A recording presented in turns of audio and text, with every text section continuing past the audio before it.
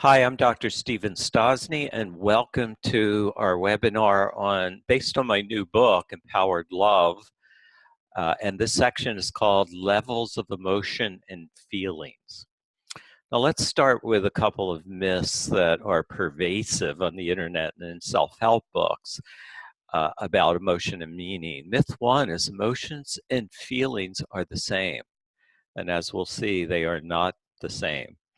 Myth two is feelings create meaning. In other words, the meaning of my life comes from how I feel about certain things and people. And we'll see that that's just the opposite. Okay, an unfortunate aspect of feelings is that they often confuse importance with meaning. A sense of importance comes from two main sources. One is feelings. The researcher taught us a lot about how emotions work. Sylvan Tompkins said that with feelings, anything is important, and without feelings, nothing's important. So the fact that you're experiencing a feeling makes what you're feeling at that moment more important than anything else. The other sense of importance is created by values. Values are things that you hold as important, worthy of appreciation, time, energy, effort, and sacrifice. Values give meaning and purpose to your life. Feelings do not. Now, values create meanings, feelings do not. I just said that, unless they reinforce values. See, that's where the overlap is. If your feelings are about your values, like my feeling for my family, my emotional bond with my family is a value. So those feelings will invoke values. But my feelings about, say, eating certain kinds of foods or being comfortable, those are not values, and they don't provide meaning and purpose to your life. Now here, if you doubt that, let's do a little importance exercise. Think of a dispute with someone you love that stirred strong feelings, and if you're human, you've had those. And rate the importance of the issue in the dispute, not the feelings, but the issue that you were arguing about. Was it life or death? Was it fairly important in the course of your life, or relatively unimportant? Well, I think this issue was important on my deathbed. In a year from now, next month, tomorrow. These are more important than the issue that was in dispute. And check all that apply. My health and well-being, my family's health and well-being, my deeper values, something else. If I'd have gotten my way in this dispute, how would it have improved my life in general? If I have not gotten my way, how would it have diminished my life? This little exercise shows you that feelings are very different from meaning and what's really important in your life. Feelings tend to make less important things more important than the most important things. And that creates a mental war within, leading us to devalue those we most value. See, I think that's really the core of abuse in relationships, because how you feel at a given moment becomes more important to you than the most important people in your life. And that inverts the whole human value system and motivational system, and it breaks down. And that's why we have so much, a major reason why we have so much suffering in relationships. Now, emotions versus feelings, another common myth. Emotions are rapid biological processes in response to external or internal change. So something happens in your environment, a change in your perceptual field, and that'll produce an emotion. If everything's the same, there's no emotion. There has to be a change to initiate it. Or something you're thinking or imagining or remembering, that's an internal change. If it's inside of your head, will also produce an emotion. Now, emotions send action signals to the muscles and organs of the body. It's physical arousal that's mostly outside of conscious awareness. In fact, I think the only real way to get aware of your emotions is to focus on your bodily reactions, your physical reactions. Now, those action signals prepare us to enact behaviors that fall into one of three categories. Approach. All animals have approach behaviors that's motivated by interest, compassion, love. I want more of you. I want to experience more of you. I'm moving toward you. Avoid. I don't want you. I don't want you in my cone of perception. Or attack. I'm perceiving you as some kind of threat. Now, with humans, most of the threat is ego threat, not actually physical. So it's not survival, although a lot of our ego threats feel like survival when they really aren't. So approach, avoid, attack. In fact, a good way to regulate emotions is or to have your emotions predominate your feelings at any given moment. I feel like attacking my partner right now, but do I really want to do that? Is that going to be good for me in my life? Is that going, devaluing someone I love, is that going to be in my best interest? Am I going to like myself if I do that? So if you look at the motivation apart from the feeling, you'll see that'll be more likely to return you to your values rather than the temporary importance of the feeling.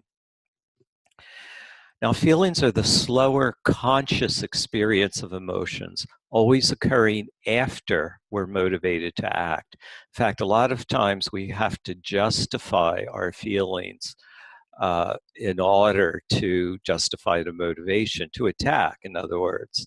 So if I'm feeling angry, I'm going to have a motivation to attack, and I'm going to justify that by finding something wrong with the person I want to attack. Feelings are inseparable from past experience and memory. They keep us making the same mistakes over and over. See, the brain never interacts with the environment directly. What it does, it's called pattern matching in neurological terms.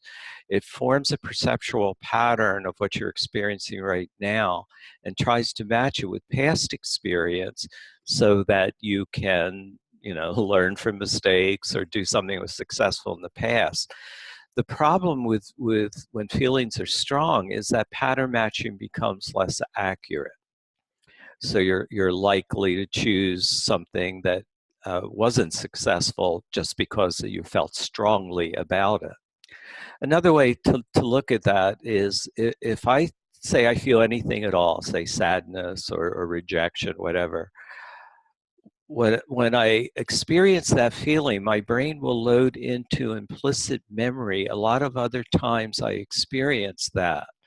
And I'm likely to select a behavior that went with those past experiences. So if I feel rejected, I'm likely to select a behavior that is going to be critical, demanding.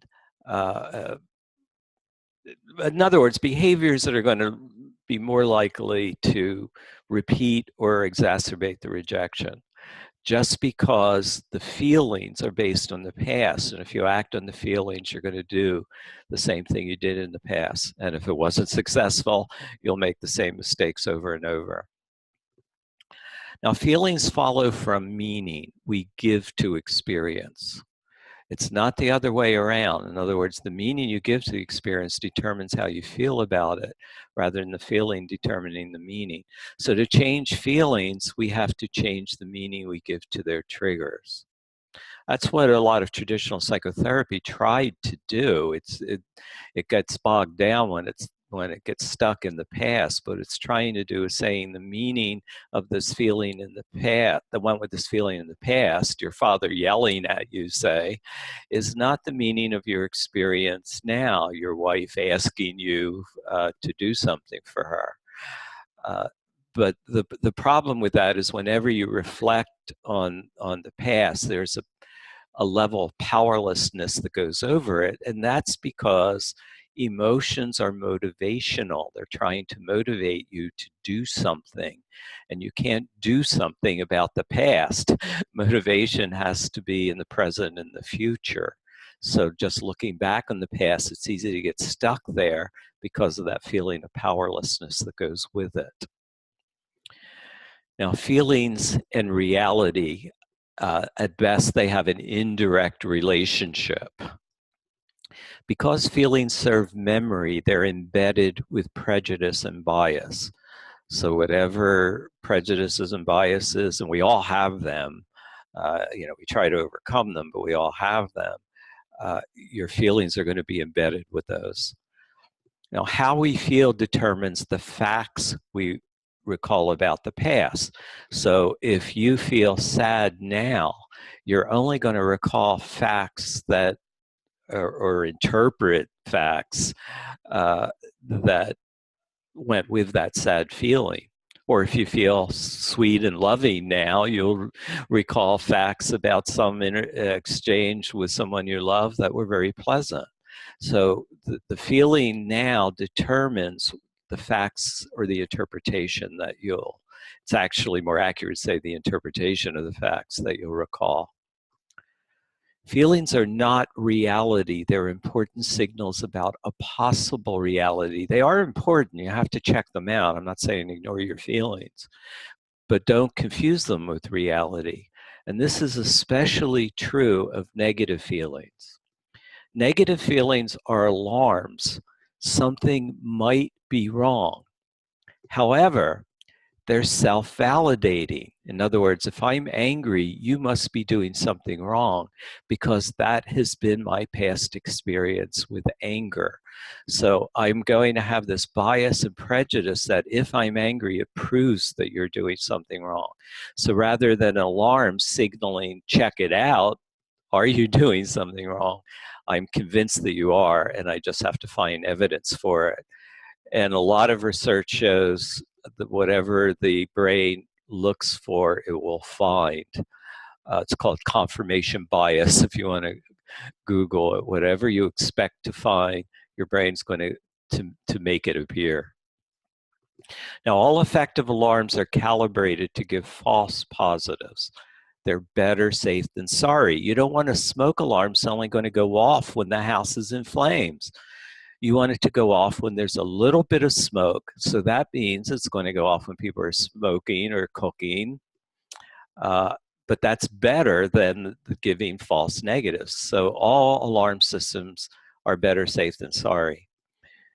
So their signals must be tested for accuracy, and what they signal must be assessed and improved by the prefrontal cortex. So this is the way that looks with the smoke alarm. The test is there really a fire? Because most of the time when it goes off, there isn't. But you do have to test its reality. Is there really a fire? And then the assessment, how bad is it? Do I have to call the fire department? Can I put it out with a towel? Is there damage done? And then improve is put out the fire. So test, assessment, and improve. Now here's what it looks like with the anger alarm. My wife insulted me. She doesn't, by the way, but this is what I get over and over again in my practice. My partner insulted me, so that's why I'm using it. Testing, is it really an insult or did I misinterpret her? Because remember, if you get angry, you're very inaccurate about your interpretation. The interpretation is going to be more likely to reinforce the anger than to test its reality. Assessment, I'm hurt only because I assume that she wants to hurt me out of cruelty. See, that's the reality of it. You're making an assumption if you're angry that this insult was intentional and done with malice. You assume the worst, in other words. And improve is tell her that I know she didn't really mean to hurt me. I must have hurt her in some way, and I'm sorry. Now, what do you think is more likely to lead to a successful exchange, and more important, an exchange in which you're going to like yourself better? Being angry and retaliating, insulting back, or improving? See, anger never improves anything. It didn't evolve for that. It evolved to protect against, well, it prevents against physical harm, but in fact, the irony of anger is it didn't evolve to protect the self primarily. It evolved to protect loved ones. When will you get the angriest? If I attack you or your children? So we have perverted the natural use of anger by using it against loved ones. And humans are the only animals that do that. All other social animals that have been studied, at least, use anger to protect young and females, not to use it against them. All right, now there are 3 levels of the emotional self. The top level is what the world sees. And those are reactions to ego threat. So the world's not really directly seeing your feelings. They're seeing your reaction to the feelings. And that's going to be primarily on the negative side. I mean, it has a good side too. But it's going to be blame, denial, and avoidance. And the reason for that is under stress, we retreat to habits learned very early in life. All animals do that. Under stress, we retreat to previously learned habits. And the previously learned coping mechanisms, that is, how we cope with vulnerability or distress or pain, we started doing as toddlers. Blame, denial, and avoidance are the toddler defenses. If you go into a room and see that a toy is broken or a lamp is broken, you ask the 2-year-old or 2.5-year-old what happened, he or she'll blame it on someone. I didn't do it, she did it. Denial, I don't know. They don't even say that, they sing it. I don't know. And avoidance, the lamp's broken, the kid's hiding. Blame, denial, and avoidance, we start doing that at 2. And under stress, we tend to revert to it. And that's what the world sees. The world sees us blaming, denying, and avoiding. And the feelings that go with blame, denial, and avoidance are resentment, anger, depression, or obsessions. Obsessions are thoughts you can't get out of your mind. Just keep repeating the thoughts over and over again. So that's the top level, and that's what the world sees. The world, see, what you're feeling on the inside is very different. You're probably feeling mistreated, you're probably feeling ignored, rejected, powerless, inadequate, all of that. The world's not seeing any of that. They're just seeing the blame, denial, avoidance, which produce resentment, anger, depression, and obsessions. Now, the middle level I call core hurts. It's guilt, shame, fear, sorrow, or grief, vulnerable feelings that in love relationships, the reason I call them core hurts is they convince us that we're unlovable and inadequate as partners, parents, and children. So when you feel guilt, shame, fear, and sorrow and grief in in the context of a love relationship, you're liable to feel unlovable or inadequate. Now, those are deeper, but the world doesn't, by and large, see them. So we hardly ever experience those feelings because the top layer is avoiding them or numbing them. The tactics of the top level are to avoid, numb, or attenuate vulnerable feelings. Now, the deepest level I call core value. That's the deepest sense of humanity, where we feel the most humane. That's the ability to create value and meaning in life, to improve, appreciate, connect, and protect, to give love, compassion, and kindness. We are born with that capacity. We get hurt, and that layer of hurt then requires that we develop some kind of defenses. And the more defensive you get, the more ego threat you will perceive, so the larger your ego gets. And it becomes a downward spiral. The larger your ego gets, the more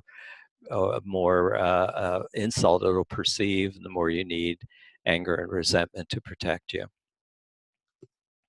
So this is what it looks like, these three layers of the emotional self. The world sees the top level, reactions to ego, threat, blame, resentment, anger, depression, anxiety. They don't see the core hurts. That's why you almost always feel misunderstood when you're blaming, resenting, angry, or depressed. Or anxious, because the world's not seeing those hurts that are causing those avoidance tactics.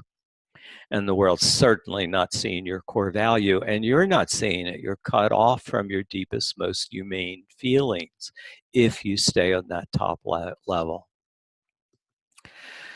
All right, now levels of emotion in relationships, how we interact, in other words. If you try to interact on that top level, all you're going to do is launch missiles and get missiles coming in.